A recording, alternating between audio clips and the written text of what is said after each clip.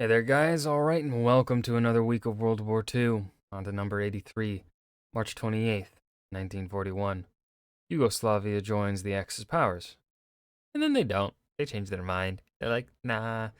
So, possibly time for repercussions against them from Germany? Let's see and find out. So they got no carriers and just one battleship.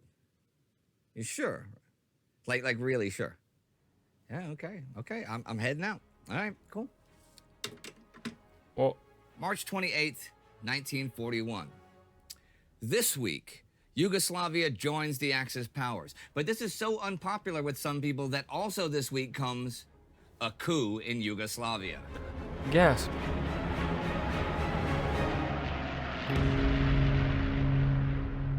I'm Indy Nidell. This is World War II. Last week, the Italian spring offensive against the Greeks ground to a halt. It had failed. A Japanese attack began in China, but had so far failed. Allied attacks in East Africa did not fail, and Yugoslavian Regent Prince Paul made it known that he will finally buckle to German pressure and join the Axis powers. The reason for all the pressure to join is that Germany needs to use the Yugoslavian railway system for Operation Marita, the upcoming invasion of Greece. The Belgrade-Salonika rail link, well, the Yugoslavian rail system in general, is vital for quick deployment. It's the old Austro-Hungarian imperial network and connects with Austria, Greece, Hungary, and is a direct approach to where Adolf Hitler wants the fight to be. The 25th is the official ceremony in Vienna where Yugoslavia signs the tripartite pact, joining the Axis powers. Prime Minister Dragiša Cvetović and Foreign Minister Alexander Tsinsar Marković do the signing. Then, on the night of the 26th and 27th, Serbian officers led by Air Force General Bora Mirković denounced the signing and seized Belgrade, the capital. They forced Paul to abdicate and then install 17-year-old Peter, the crown prince, as King Peter II.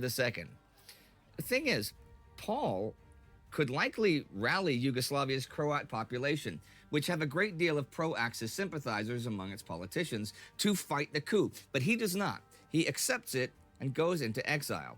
A new Yugoslavian government is formed under Air Force Chief of Staff Dusan Simović. So he feels like, Paul feels like he's being, like, pretty consistent in his beliefs. He very much just does not want to bring war to Yugoslavia, is what it really seems like. He doesn't want,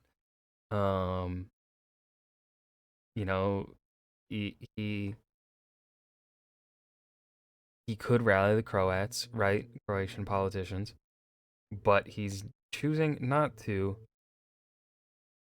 because to do so would possibly bring about a civil war. So I think he's looking out for his people.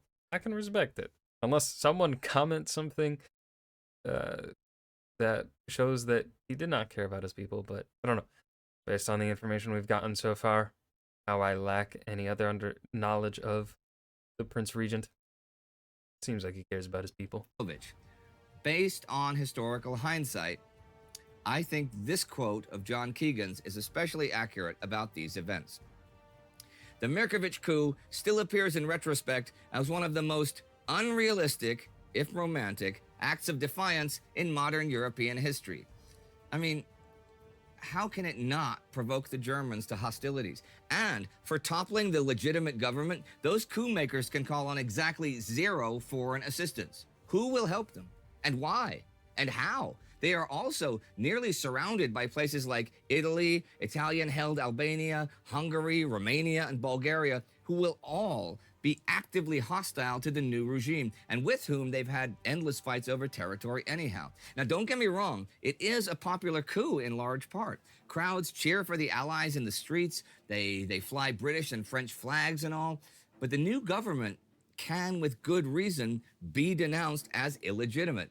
And since the old one just signed the pact with Hitler a couple days earlier, well, I will now quote Adolf Hitler, speaking to Goering, von Brauchitsch, and von Ribbentrop at the Chancellery, and we can try and figure out the subtle nuances of his thinking concerning the The feeling is not going to be subtle. I think he's just going to be like, conquer them. coup. I have decided to destroy Yugoslavia. Yeah, not subtle. No, not at all.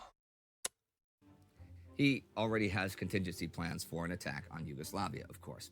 The guys who engineer the coup figure that they can keep Germany happy by refusing a British mission. And they also think that since the signature on the tripartite pact has not been ratified, that they're not actually rejecting their nations joining the pact. It just hasn't happened. Now, I don't know which Germany they think they are dealing with, Hmm. or if they've listened to any radio the past 2 years, but one, it is Adolf Hitler's Germany, and the coup makes them instant enemies. And two, in actuality, under the treaty terms, just the signature means ratification. Well, Adolf Hitler issues Führer Directive number 25. The military revolt in Yugoslavia has changed the political position in the Balkans. Yugoslavia, even if it makes initial professions of loyalty, must be regarded as an enemy and beaten down as quickly as possible. Internal tensions in Yugoslavia will be encouraged by giving political assurances to the Croats. It is my intention to break into Yugoslavia and to deal an annihilating blow to the Yugoslav forces. On the 27th, 600 German planes fly to Romanian and Bulgarian airfields from as far away as the Channel Coast, Sicily, and Libya. Hitler's got the Second Army in Austria that can head for Belgrade. The 12th in Bulgaria can hit the south. The Italians could go for Zagreb. He's got options.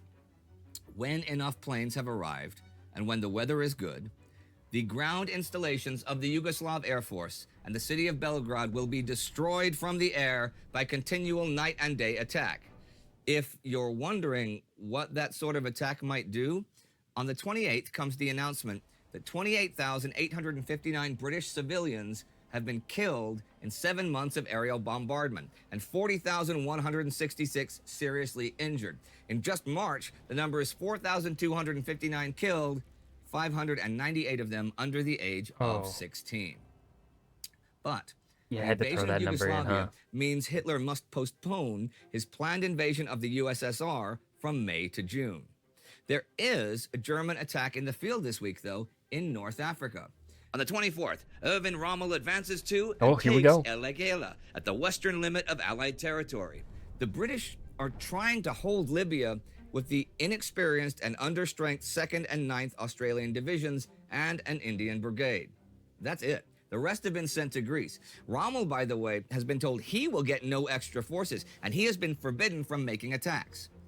He ignores those instructions, obviously. Of course. He now has El Agheila's excellent water supplies, which is a big plus in North Africa. But Allied forces are advancing in East Africa. On the 25th, the 5th Indian Division renews its attack on Italian positions blocking the Karen Road. The 10th Indian Infantry Brigade manages to clear everything in front of them, even capturing Lieutenant Colonel Fabiani, his staff, and most of his Bersaglieri. They are soon past the roadblock to the north. The 9th Indian Infantry Brigade comes down the west slopes of Dologorodok, they took the fort up there last week, and have been resupplied by airdrop, and clear the roadblock to the south.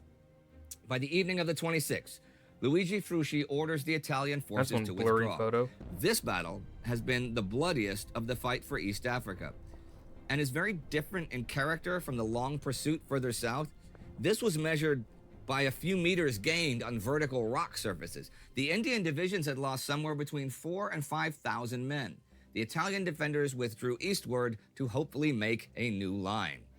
Further to the south, the Allies also advance. With the Nigerians approaching, Harar is declared an open town by the Italians, but the attackers, supported by South African artillery, see heavy fighting 15 kilometers short of the city at the Bizidimo River. Eventually, the South African guns silence the Italian artillery. Then comes the occupation of Harar, the second city of Abyssinia. In 30 days, the Nigerians have advanced 1,700 kilometers. Jesus It Christ. is now just over 500 kilometers from Harar to Addis Ababa. The Italians, though, have been making offensive moves of their own this week at sea. Well, trying to. After hearing claims Italy. that German planes have sunk 2 Allied battleships in the Mediterranean, so they only had one left, and no carriers in the sea, Italian Admiral Angelo Iachino takes the Italian fleet into the Aegean to disrupt British troop convoys to Greece. Thing is, at Bletchley Park, the Italian naval Enigma code has just been cracked for the first time. Gasp. So Admiral Andrew Cunningham knows that Yachino is sailing with 1 battleship, 6 heavy cruisers, 2 light cruisers, and 13 destroyers. British Admiral Sir Henry Pridham Whipple then has 4 light cruisers and 4 destroyers coming from the Piraeus, and Cunningham has 3 battleships, 1 carrier, the Formidable, and 9 destroyers coming from Alexandria. Long-range engagements the morning of the 28th between Pridham Whipple's group and Italian ships are inconclusive. But that afternoon, torpedo bombers from the Formidable hit the Italian battleship Vittorio Veneto and the cruiser Pola. Vittorio Veneto can still sail, but at reduced speed. Pola, though, is stuck. So Yachino sends 2 cruisers and 4 destroyers to help it.